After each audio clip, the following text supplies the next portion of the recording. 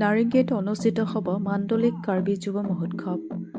চলিত বৰ্ষৰ ২৬ আৰু ২৭ ডিচেম্বৰ তাৰিখে নাৰেংগী ক্ৰীড়া সংস্থাৰ খেলপথাৰ বাকৰিত দুদিনীয়া কাৰ্যসূচীৰে মাণ্ডলিক কাৰ্বি যুৱ মহোৎসৱ অনুষ্ঠিত কৰা হ'ব। কাৰ্বি সমাজৰ সংস্কৃতি আৰু ঐতিহ্য সংৰক্ষণ তথা বিকাশৰ উদ্দেশ্যে কামৰূপ কাৰ্বি সাংস্কৃতিক সমাজে এই উৎসৱৰ আয়োজন কৰিছে। মহোৎসৱত কামৰূপ মহানগৰ আৰু গ্ৰাম্য জিলাত বসবাস কৰা কাৰ্বি জনগোষ্ঠীৰ ৰীতি-নীতি, জাতীয় সাজপাৰ আৰু সংস্কৃতিৰ ওপৰত আধাৰিত প্ৰদৰ্শনী অনুষ্ঠিত হ'ব। ইয়াৰ লগতে লোকনৃত্য, লোকগীত, লোকবাদ্য আৰু পৰম্পৰাগত খাদ্য ব্যঞ্জনৰ প্ৰতিযোগিতাও অনুষ্ঠিত কৰাৰ ব্যৱস্থা কৰা হৈছে। এই অনুষ্ঠানত অংশগ্ৰহণ কৰিবলৈ প্ৰতিযোগীসকলৰ পূৰ্ণ উদ্যমেৰে প্ৰস্তুতিৰ আখৰা চলি আছে।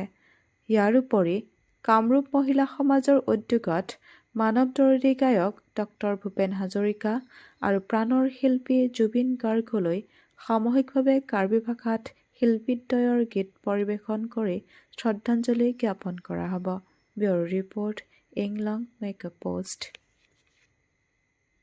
কাৰ্ডম নমস্কাৰ, মোৰ নাম দুৰ্গপৰ কবাং। অহা 26-27 ডিচেম্বৰত ইয়াতে আমাৰ গুৱাহাটীৰ পাঠবাৰী অঞ্চলত Karbi zonal fest youth festival হৈ আছে। ইয়াতে আমি দমাহী কিকানত কম্পিটিশ্যনত আমি পাৰ্টিচিপেট কৰিম আৰু ইয়াতে এতিয়া আমি সেইটোৰে ৰিহাৰ্চেল কৰি আছিলোঁ।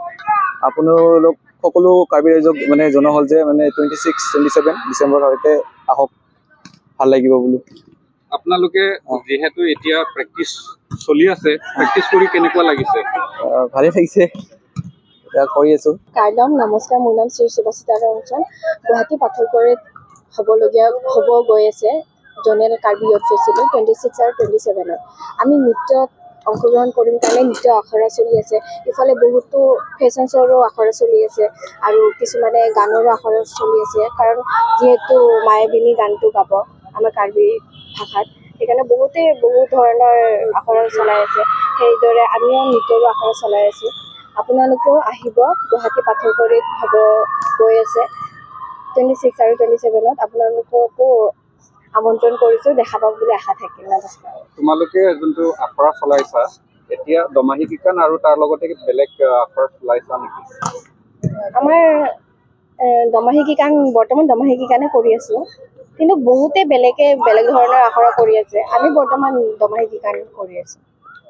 কাৰ্ডম আমি কামৰূপ কাৰ্বি সাংস্কৃতিক সমাজৰ তৰফৰ পৰা সমূহ কাৰ্বি ৰাইজলৈ কাৰ্ডম যাচিছোঁ আৰু আমি কামৰূপ কাৰ্বি সাংস্কৃতিক সমাজে পোনপ্ৰথমবাৰৰ বাবে প্ৰথমবাৰ্ষিক কামৰূপ মাণ্ডলিক কাৰ্বি যুৱ মহোৎসৱ উদযাপন কৰিবলৈ আগবাঢ়িছোঁ।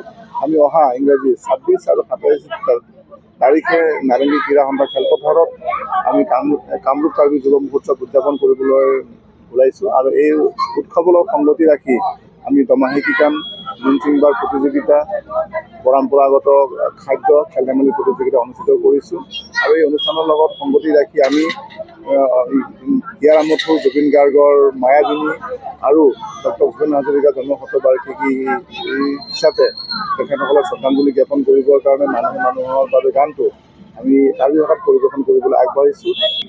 এই যুৱ মহোৎসৱত আমাৰ ওচৰ চুবুৰীয়া ৰাজ্য মেঘালয়ৰ পৰাও তাত থকা কাৰ্বিসকল অংশগ্ৰহণ কৰিব আৰু আমি আমন্ত্ৰণ জনাইছোঁ আমাৰ মৰিগাঁও KCS, বিশ্বনাথ KCS আৰু লগতে কাৰ্বি আংলঙৰ পৰাও সাংস্কৃতিক দল আহি ইয়াত তেওঁলোকৰ নৃত্য পৰিৱেশন কৰিব আৰু আমাৰ বাবে অতি সুখৰ কথা যে আমি আমাৰ কাৰ্বি আংলং মুখ্য কাৰ্যবাহী বিষয়া ডক্টৰ কুৰিৰাম ৰহাং ছাৰক আমি আমন্ত্ৰণ জনাইছোঁ আৰু তেখেতে আমাৰ ইয়াত উপস্থিত হ'ব বুলি জনাইছে।